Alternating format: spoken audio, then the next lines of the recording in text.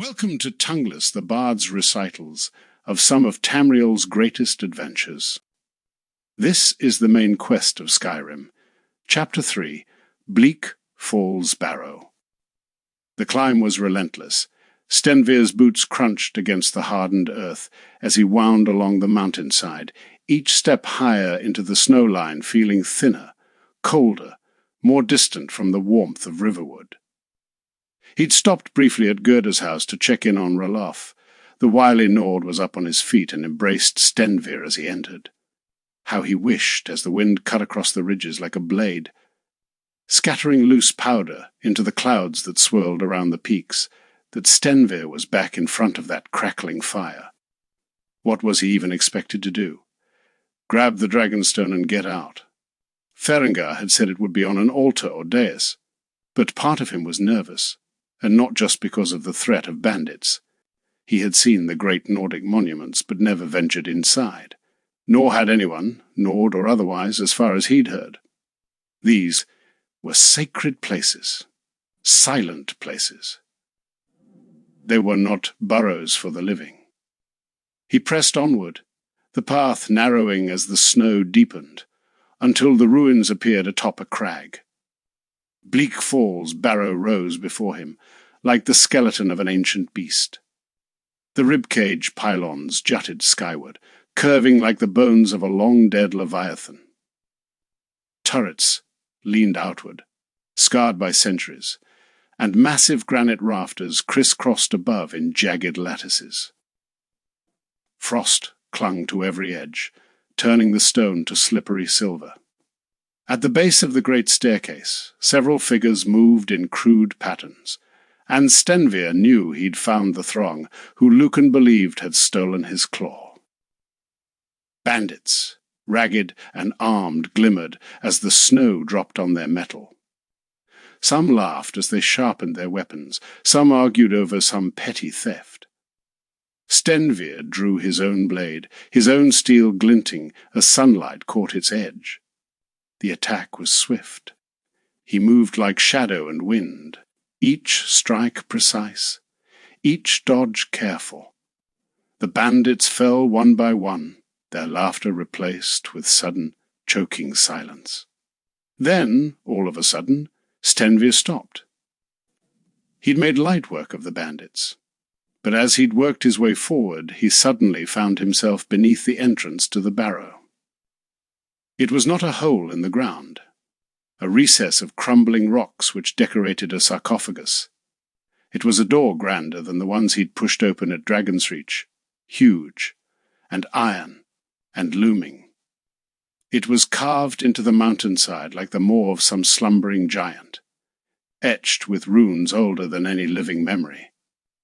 The metal creaked, as though he was pushing part of the very mountain. He entered the barrow. Cold, stale air pressed against Stenvir's face, air that had not been disturbed by sunlight or living breath for centuries. He swallowed. Just a tomb, he had told himself. A simple errand, a dusty hall or two, a trinket for a wizard. Nothing more.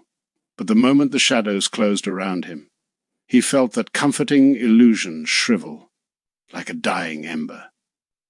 He was standing inside a Nordic tomb, the enormity of history, pressing down like the granite rafters above. And one question came to the front of his mind. How deep did this barrow go? The darkness was not empty. It watched. Threads of old cobweb clung to the walls, sticky and cold, and each step he took echoed too long, as though the chamber were inhaling the sound. A sour stench lingered, rot, and the metallic tang of ancient death. This is older than I thought, he murmured, voice swallowed almost immediately by the vastness around him. His words returned as a faint suggestion, as if whispered back by something deeper within the ruin. The first large chamber opened before him like the nave of a forgotten cathedral. Pillars leaned under the weight of time, cracked and groaning faintly as the mountain shifted. A single fire burned in the center, its light trembling against the walls, barely holding back the dark. As Stenvir inched forward, the chamber seemed to open up into a cavernous hall, its walls lined with stone altars and faded carvings of long-dead heroes. And then, from up ahead, he heard voices. "Where did he go?" one voice muttered. "Said he was going to check out that old passageway. But that was hours ago. I bet he's taken it. I bet he's gone to steal the treasure for himself. Or got himself killed. Or both. And if so, good riddance. But we need the claw. Then we'll just have to prize it from his cold, dead fingers then. Who's there?" Stenvir didn't know what had given him away, but the demand came sharp and sudden. Then 2 figures appeared around the corner. Then, with the sudden certainty of those who recognize a threat too late, they drew their blades. "Never should have come here," one growled. That was it, Stenvir thought. Act first, questions later. Almost sighing, he met their advances with steel of his own, and the affair of over very quickly. But, if what they said was true, there was at least one more of them waiting somewhere deeper. The fire crackling in the hearth, like a heartbeat against the once more silent hall. Beyond the shadows, deeper passages yawned, leading into the heart of Bleak Falls Barrow. Here thee. Ancient tomb whispered promises of treasure and peril alike. But he was here on a mission from the Jarl, a mission which could implicate the whole of Skyrim. He tightened his grip on his blade, inhaled the scent of stone and smoke, and stepped forward, leaving sunlight, snow, and the world above behind. Stenvir descended deeper into the barrow, and with each step the air grew colder, heavier, more ancient. He had expected a simple errand: retrieve a tablet, drive off a few thieves, return to Witterun victorious. Yet the mountain groaned faintly around him, and for the first time he understood that he walked a place that was forbidden, for a reason. The stairs wound downward into darkness. Frost slicked the rotting, wooden planks, and Stenvir gripped the wall to steady himself as he descended. At the bottom, shapes skittered across the stone. Skeevers, 3 of them, burst from the gloom, their eyes glinting red in the torchlight. They came at him in a frenzy of teeth and claws. Stenvir braced himself and cut them down quickly. But their presence confirmed what instinct already screamed. This tomb had become home to more than mere bandits. He pressed on, and found his way impeded by more than fallen stone. Sticky silk hung from the walls, the wide passageway compromised by the promise of snares if he edged too close to the walls. The ceiling, too, was thick in silvery sheets that brushed against his helmet like cold, soft fingers. And as this corridor opened into a hall in this forgotten city, the barrow turned white. Entire pillars were wrapped tight as mummified corpses. A distant drip echoed through the chamber, followed by a faint, muffled cry. Pods, some cracked and some bulging, lined the footprint of the aged walls, lines of spiders tricking back and forth between them over the strand-strewn pavings. "Help! Gods! Someone! Help me!" The voice trembled, strained with fear. Stenvir moved cautiously, brushing aside veils of silk that clung to his helm and cloak. His torch threw long shadows that writhed on the walls. And then something heavy stirred above him. A shape dropped from the ceiling with a wet, chittering hiss. The frostbite spider slammed onto the stone. Its legs were as long as a man's height and twice as sharp, its carapace mottled with ice-blue patterns. Stenvir had seen their smaller cousins in the wilds of Cyrodiil, hungry nuisances skittering from tree roots, but never one such as this. Its fangs dripped venom that hissed when it touched the floor. Stenvir may well have found the thief, but if he didn't do something drastic, he'd be joining him on the menu. The creature lunged. Stenvir threw himself into a roll, feeling the rush of air as its fangs snapped shut where his head had been. He came up with his sword ready, and slashed at the nearest leg. The steel rang off its armoured hide, bouncing uselessly. The spider pivoted with terrifying speed. One massive limb slammed down beside him. Another trapped him on the opposite side. In a blink, he was pinned, its limbs forming a cage of chitin around him. From beneath its bulk, its stinger jabbed upward, thrusting again and again, each impact jolting his ribs as he twisted away from the venomous point. He was doing the Jarl a great favour on this errand, but thank the gods he'd afforded Stenvir a proper plate of armour. He tried to shove free, but 8 limbs tightened around him like iron bars. The creature hauled him closer, mandibles clicking, fangs glistening with venom. He felt the hot, fetid breath washing across his face as the spider dragged him toward its mouth, its legs tightening across his back, mandibles opening wide. Stenvir's free hand scrabbled at the stone, his sword arm strained against the crushing grip. Inch by inch, he angled the blade upward toward the creature's underside, toward the softer plates beneath its maw. The hairy limbs scuttled across his back, tightening. He pushed, but the chitin was too strong. The mandibles opened wide, revealing the tight, alien mouth, revealing the fangs that would bite into him, paralyze him, keep him fresh. The invertebrate's legs maneuvered him closer, the spindly appendages wrapping him in a repulsive embrace, fighting to pull him into the face of the gigantic arthropod. His helmet tinged as the syringe struck steel. With a roar, Stenvir once more drove the sword forward.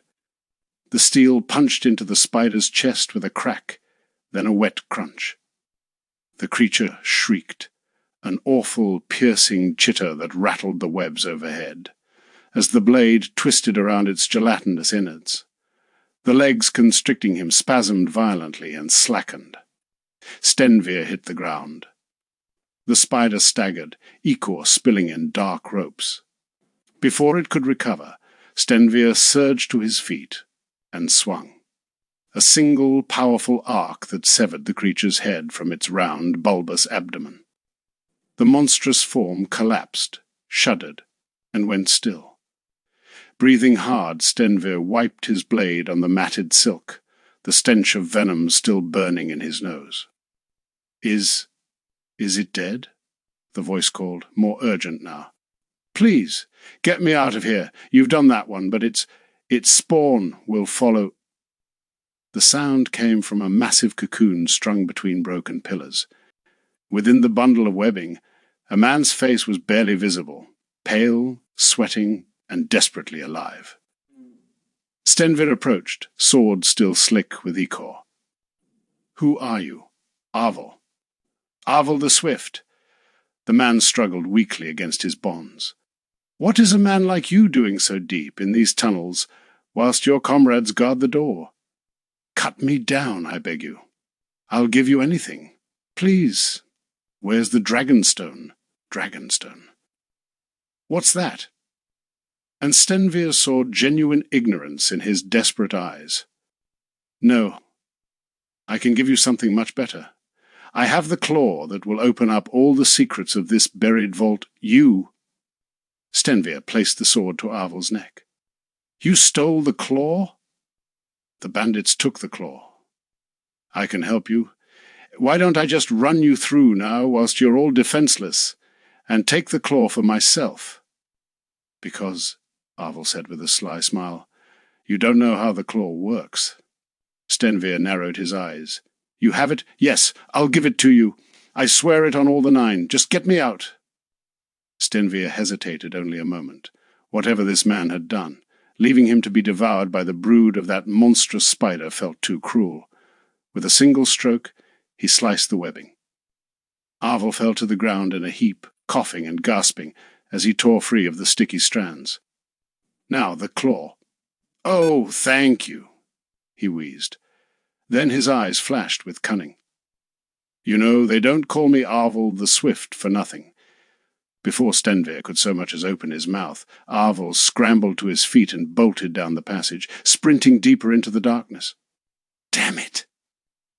The echo of Arvel's fleeing footsteps bounced through the stone halls, dragging Stenvir onward into the depths of the ancient tomb, into dangers the thief was too foolish to comprehend. Their chase entered a long burial gallery. Stone shelves climbed the walls, each carved with the solemn reliefs of forgotten Nords, and upon each slab, mummified and skeletal, were the corpses of the Nords who once called this city their home. The stairs were straight, and Stenvir had a clear line of sight, possibly the last clean shot he'd get in this winding warren. He raised a dagger, ready to throw it, and then he stopped. Arvel never made it to the bottom of the stairs. The crack rang through the musty hall, dry and brittle. The stone shelves groaned. Armor shimmered. Tarnished weapons rose. One by one the dead began to sit upright. Dust rained from them in pale sheets. Their ribs creaked. Their ancient swords clattered as their withered hands curled around the hilts. Jaws opened, sagging far wider than the joint of any living man's would allow. Some still wore fragments of burial linen. Others were nothing but darkened bone wrapped in dry sinew, the skin faint as cobwebs as it stretched to hold their frame together. They stood, and then, one by one, turned their glowing blue eye sockets towards he who had woken them. Arvel's scream choked into a whimper as the nearest Draugr stepped down from its slab. Its joints snapped with every movement, its skull jerking unnaturally, as if remembering how to walk. The stench of cold crypt air poured from its open mouth in a hollow, rattling exhale. An arrow, a bolt rusted by centuries, locked beneath the crust of the world, found Arvel's chest, and the thief was no more. The second Draugr lifted its ancient Nordic axe and advanced upon the fallen man. Stenvir's heart slammed against his ribs. He had expected bandits, traps, but this. The legends of restless dead had always been stories for drunk soldiers around tavern fires. Now they shambled before him in grim, impossible reality. Silence followed, heavy, suffocating, and then, slowly, every blue-lit skull in the chamber raised their gaze toward Stenvir. Their collective hiss filled the hall, like air escaping a tomb sealed too long. Stenvir tightened his grip on his sword. He'd thought he was alone in the hall of the dead. What a cheerful reality that now seemed. Steel rang sharply in the hollow dark as Stenvir faced the three Draugr. They moved like memories of warriors, scurrying, fixated, those blue, glowing eyes never once leaving their target. His first blow split dry flesh and brittle mail, and the creature collapsed in a heap of dust and bone shards. Yet even as it fell, Stenvir felt a creeping disbelief coil in his gut. Can the dead truly die? The second lurched at him with a rusted axe. He parried, sparks flaring, then drove his blade through its sternum, feeling ribs snap like weak branches. The third came silently, a whisper of desiccated breath at his ear, but Stenvir spun and cleaved its skull from crown to jaw.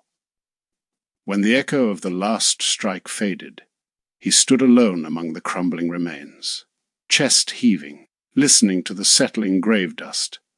The undead lay still. He had slain them, yet some part of him feared it was not victory, only a reprieve from whatever deeper horrors waited in the dark ahead. Stenvir wiped Arvel's blood from his hands on the Dunmer's torn cloak. The thief lay crumpled, limbs twisted, eyes locked wide in a final expression of shock. Stenvir opened the dead elf's satchel, and there it was. The golden claw glimmered in the dim torchlight, its bejeweled talons cold and precise. He slipped it into his own pocket and pressed deeper into the barrow. The corridor narrowed. At last he reached a sealed door, and unlike the architecture of clay or stone or rock, this door was sheer black metal. It was forged in concentric rings, and after a moment of trying his weight against it, he wondered if it was even a door at all. It stood firm, thick and heavy, and would not yield to his shoulder. He was just about to contemplate his options when he noticed something. 3 holes cut surgically into a golden plague brazed or welded to the door. So this was what the claw was for, Stenvir realized. It wasn't just a decoration, it was a key. And Luke and Valerius had it wrong. There was surely nothing in his store worth more than what this unassuming artifact could offer. Stenvir aligned the claw, pressed it forward, and the mechanisms shuddered awake. Gears groaned, dust billowed from every crevice, and the great stone disc rolled backward like the lid of a tomb. What waited beyond was no simple burial chamber. It was a vast chasm carved into the mountain's bones, an underground cathedral so immense his torchlight dissolved before touching the far walls. The cavern's roof rose into darkness. Towers of rock jutted like broken spears. Water echoed as it fell from unseen sources and gathered into black pools. Ancient wooden scaffolds, older than empires, clung to ledges by rusted nails and the stubbornness of time. And there, carved into the back wall, loomed something older still. A curved stretch of cyclopean stone, carved in runes that thrummed with a dormant vibration. And with every step Stenvir took towards that wall, the thrumming grew louder, deeper, a beat as deep as oceans running through his very soul. Hypnotized, he drew nearer, walking without choice or will. A single rune began to glow, blue as winter, sharp as broken ice. A single word upon the wall. A whisper, a summons, a command, foos. It struck him not as sound, but as force rippling through his body. His breath caught, his vision blurred. The word pulled at him, drawing something out of him while filling him at the same time. Power, raw and ancient, pressed against his skull, seeping into him, settling behind his sternum like a coiled storm. He staggered back and braced a hand on his knee. The whisper chased him, curling into his ear like a forgotten memory. Foos, force, but he was brought out of his reverie by the sound of cracking timber. Stenvir jerked his head up. One of the sarcophagi beside the wall trembled. Dust cascaded down its front. The stone lid shifted, inch by inch, pushed from within. The runes on the wall flared brighter, casting long shadows as a long-ago foe was woken. With a thunderous slam, the lid was hurled to the floor. A figure rose. Tall, taller than any Draugr he had yet faced, and wrapped in ancient armor fused to desiccated flesh. Its helm, a snarling, angular thing of blackened steel, hid its face entirely, save for the pale witchlight burning in its sockets. And it clutched a Nordic greatsword in its hands. The blade rhymed with a frost doomed never to melt. The helmed Draugr stepped free of its tomb, and inhaled, a long, rattling breath. Stenvir raised his sword. The Draugr advanced. Stenvir forced himself upright just as the greatsword swept toward him. He dropped beneath the arc, felt the frost trailing the blade prickle along his scalp. The Draugr was on him instantly. Its sword came down with enough power to cleave stone. Stenvir caught it on his blade, the impact sending a jolt up his arm. Frost spread from the contact point, crawling over his gauntlets like living veins. The helmed Draugr pressed harder. Strength beyond mortal limits bore down. Snarling, Stenvir kicked forward, driving his boot heel into the Draugr's knee. Bone cracked. The Draugr faltered, just long enough for him to break free. He lunged. Steel-kissed armor. The Draugr parried with unnatural speed, spinning its massive blade like a dancer. Stenvir barely dodged a thrust meant for his throat, felt the frost burn along his cheek as the edge grazed him. The creature roared again, raising its sword for a killing blow. Stenvir seized a fallen shield from the ground and slammed it forward. The impact rang like a struck gong. The Draugr staggered one step. Just one, but enough. He surged beneath the creature's guard. His blade drove up, through ribs, between ancient joints, piercing whatever shriveled organs still pulsed with unholy life. The Draugr convulsed. The blue burning in its eyes flared, and then faded.